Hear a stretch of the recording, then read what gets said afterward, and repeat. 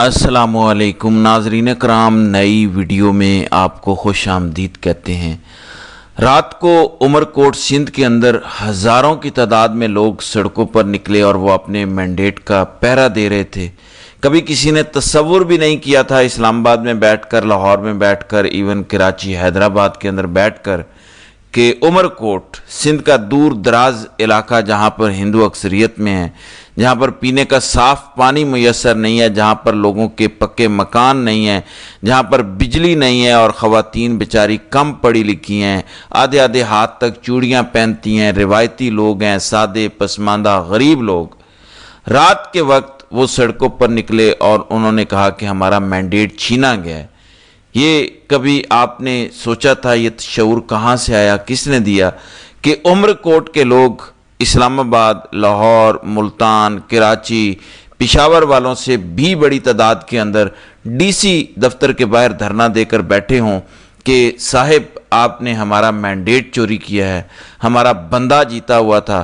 اب اگر کسی نے ووٹ نہ دیا ہو تو وہ نکلتا تو نہیں ہے۔ لوگ تب نکلتے ہیں جب نتیجہ 360 بدل جائے، 19-20 کا بھی فرق ہو تو لوگ کہتے ہیں ٹھیک ہے یار، ادھر بھی ووٹ پڑے ہیں۔ اب لوگ نکلے ہیں، ایون ڈپٹی کمشنر کی گاڑی کا گھیراؤ بھی لوگوں نے کیا، ڈپٹی کمشنر کے دفتر کو گھیرا، لوگ سڑکوں پر نکل کر نعرے لگا رہے تھے۔ ہم نے تو دیکھا کراچی کے اوپر ایم کیو ایم کا قبضہ، حیدرآباد کے اوپر ایم کیو ایم کا قبضہ، باقی سندھ پر زرداری مافیا، پیپلز پارٹی، نواب، وڈیرے، تالپور۔ یہ کیسا شعور ہے؟ یعنی یہ کون شخص ہے؟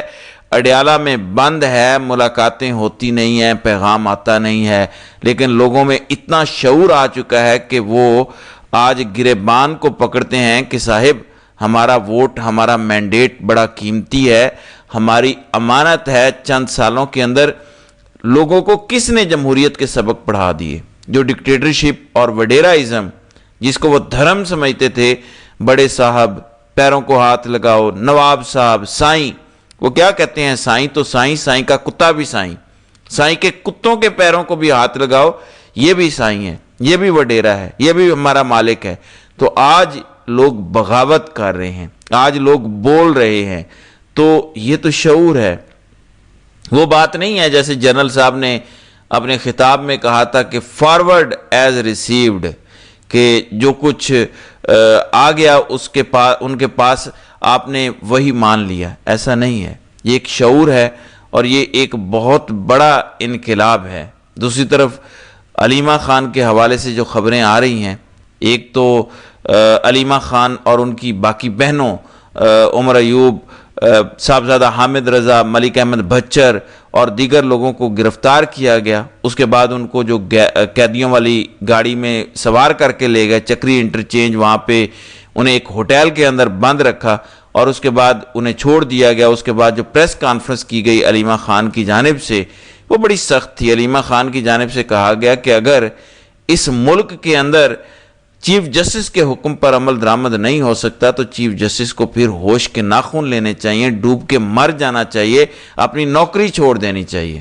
انہوں نے کہا کہ اگر ججز انصاف نہیں دے سکتے تو ججز کو چاہیے کہ اپنے عہدے چھوڑ دیں، پھر آپ کو کوئی ضرورت نہیں ہے کہ آپ مفت کی روٹیاں توڑیں۔ بڑی سخت پریس کانفرنس کی گئی سلمان اکرم راجہ کی جانب سے لاہور کے اندر۔ انہوں نے کہا کہ لوگوں اٹھو، اپنی آواز بلند کرو، اس ملک کو جنگل نہیں بننے دینا۔ لوگوں آپ کو نکلنا ہوگا اگر شرافت کی زندگی چاہتے ہو، اگر چاہتے ہو کہ اس ملک سے شرافت ختم نہ ہو، نالائق اور جاہل اس ملک پر مسلط نہ رہیں۔ ان نالائقوں کی، ناظرین کرام، حالت یہ ہے کہ کل لاہور کے اندر ایک پروگرام پنجابی کلچر کے حوالے سے تھا، دن تھا، اس کو لے کر مریم نواز بھی وہاں موجود تھی، پنجاب کی دھی رانی۔ آگے کچھ گلوکار اور فنکار بیٹھے تھے، عارف لوہار صاحب بھی جو پنجابی سنگر ہیں وہ بھی بیٹھے ہوئے تھے۔ تو مریم نواز نے عارف لوہار کو مخاطب کر کے کہا کہ عارف بھائی، مجھے آپ کا ایک گانا بڑا پسند ہے۔ تو عارف لوہار نے چہرے پر پہلے تو ان کے لالی آئی، بڑے لال سرخ وہ پہلے بھی ہیں، لالی آئی، اور انہوں نے آنکھوں ہی آنکھوں میں پوچھا بی بی کون سا گانا؟ تو بی بی نے کہا ایک پھول موتیے دا مار کے جگا سونیا۔ تو عارف لوہار نے ہاتھ ایسے کر کے شکریہ کیا اور بی بی بھی خوش ہو گئی۔ اب عارف لوہار نے زندگی میں یہ گانا کبھی نہیں گایا. یہ گانا پنجابی فوک سنگر تھے, فوت ہو گئے ہیں, بہت بڑے سنگر تھے, منصور ملنگی. اردو کی کچھ غزلیں بھی انہوں نے پڑھی ہیں, لیکن پنجابی کے اندر ان کا ایک بہت بڑا نام ہے منصور ملنگی.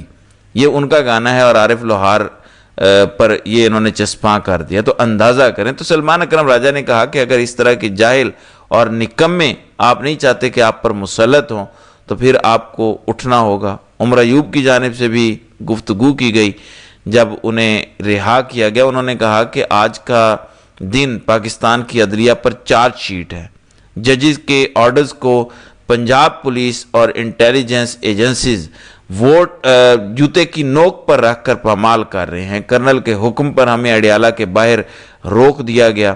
انہوں نے کہا میں 12:30 بجے اڈیالہ کے باہر پہنچ گیا تھا, لیکن پولیس نے کہا کہ اوپر سے آرڈرز ہیں, آپ کو آگے نہیں جانے دیا جائے گا. تو انہوں نے کہا کہ اب عدلیہ کو ڈوب کے مر جانا چاہیے, ہوش کے ناخن لینے چاہیے. اور سلمان اکرم راجہ نے بھی دھمکی لگائی. انہوں نے کہا کہ فوری طور پر عمران خان کی بہنوں اور دیگر گرفتار رہنماؤں کو فی الفور رہا کیا جائے, ورنہ ہم اگلا لاہے عمل جاری کریں گے. پاکستان کی سڑکیں بہت وسیع ہیں, عوام ہمارے ساتھ ہیں. بہرحال ملاقات نہیں ہونے دی گئی. پچھلی دفعہ بھی گرفتار کیا گیا تھا, پھر آگے جا کے چھوڑ دیا تھا. اس دفعہ بھی ایسا ہی ہوا. تو اب اس حوالے سے ظاہر ہے پی ٹی آئی کو لاہے عمل تیار کرنا ہوگا کہ اب اس کا ہو کیا سکتا ہے. میں نے کل بھی آپ کو کہا تھا کہ آپ اس نظام میں جیت کر بھی جیت نہیں سکتے. آپ کی ہزاروں کی لیڈ کو دن کی روشنی کے اندر تبدیل کر دیا جائے گا. آپ ملاقات نہیں کر سکتے. آپ عدالتوں میں جاتے ہیں, آگے سے جج, چھوٹے موٹے جج نہیں, بڑے بڑے جج لیٹ جاتے ہیں. آپ کی مرضی کے بغیر تعیناتیاں ہوتی ہیں. ٹاؤٹ ججز اٹھائے جاتے ہیں اور پھر وہ قوم پر مسلط کر دیے جاتے ہیں. اور تو اور ایک دن ایک شخص جج بنتا ہے, دوسرے دن اس کا ٹرانسفر ہو جاتا ہے اسلام آباد ہائی کورٹ میں, یا پھر ایک دن وہ سپریم کورٹ کا جج بنتا ہے, دوسرے دن اس کا آئینی بینچ کے اندر قرعہ نکل آتا ہے. لہٰذا پھر وہی آئینی معاملات کا دفاع کرتے ہیں, آئینی معاملات کی توسیع کرتے ہیں اور آئینی معاملات کی تشریح کرتے ہیں, اور سینئر ترین ججز اپنے دفتروں کے اندر بیٹھ کے مکھیاں مار رہے ہوتے ہیں. تو یہ اس ملک کی حالت ہے. اب اس کے بعد بچتا پیچھے کیا ہے؟ لہٰذا اس حوالے سے جنید اکبر صاحب, قیدی نمبر 804, یا عمر ایوب, یا پی ٹی آئی کی جتنی بھی قیادت ہے, بلکہ پی ٹی آئی نہیں, پاکستان کے جتنے بھی سیاسی لوگ ہیں انہیں دیکھنا ہوگا, ورنہ پھر یہ جنگل تو ملک بن چکا ہے. آپ کو پتہ ہے اسلام آباد کے اندر وہ جو اولے برسے, اتنا بڑا طوفان آیا, اربوں کا نقصان ہوا. جس ملک کے اندر لا قانونیت ہو اللہ تعالیٰ کی طرف سے, تو پھر ظاہر ہے نشانیاں ہی ظاہر ہوتی ہیں. وہ کیا کہتے ہیں, حضرت صالح علیہ السلام کی جو اونٹنی تھی, 4 لوگوں نے اس کی کونچیں کاٹی تھیں, پوری قوم پر عذاب آیا تھا. لہٰذا ابھی بھی وقت ہے خان کے کھلاڑی کوئی واضح لاہے عمل بنائیں, ورنہ اسی طرح سے اس ملک کے ساتھ ہوگا. قوم تو پکار رہی ہے, اگر مسیحا نہیں بنیں گے, نہیں اٹھیں گے, پھر ظاہر ہے یہ سارے رگڑے جائیں گے. سب کے ساتھ یہی ہوگا, سب کی باری آئے گی. اب اس وقت جو اعلان کیا گیا ہے اس کے مطابق قومی اسمبلی کے حلقہ نمبر 213 کے ضمنی انتخابات میں پیپلز پارٹی کی امیدوار صبا تالپور بھاری اکثریت سے کامیاب ہوئی ہیں, جبکہ آزاد امیدوار لال چند مالی دوسرے نمبر پر رہے ہیں. تو یہ اس وقت اعلان ہو چکا ہے, یہ اس وقت صورتحال ہے. اور جو ووٹوں کی تعداد بتائی ہے اس کے مطابق وہ کہتے ہیں کہ پیپلز پارٹی کی صبا تالپور 1,61,934 ووٹ لے کر کامیاب ہوئی ہیں, جبکہ آزاد امیدوار لال چند 81,160 ووٹ لے کر دوسرے نمبر پر رہے ہیں. تو یہ ہماری طرف سے ہارڈ سٹیٹ کے نام پر جو انصاف اور آئین کی بات کی گئی ہے, یہ انصاف پڑا ہے اور یہ اس ملک کے اندر حال ہوا پڑا ہے. تو ناظرین کرام, آپ کی اس ویڈیو کے حوالے سے کیا رائے ہے؟ آپ اپنی رائے کا اظہار کامنٹ سیکشن میں ضرور کیجیے گا.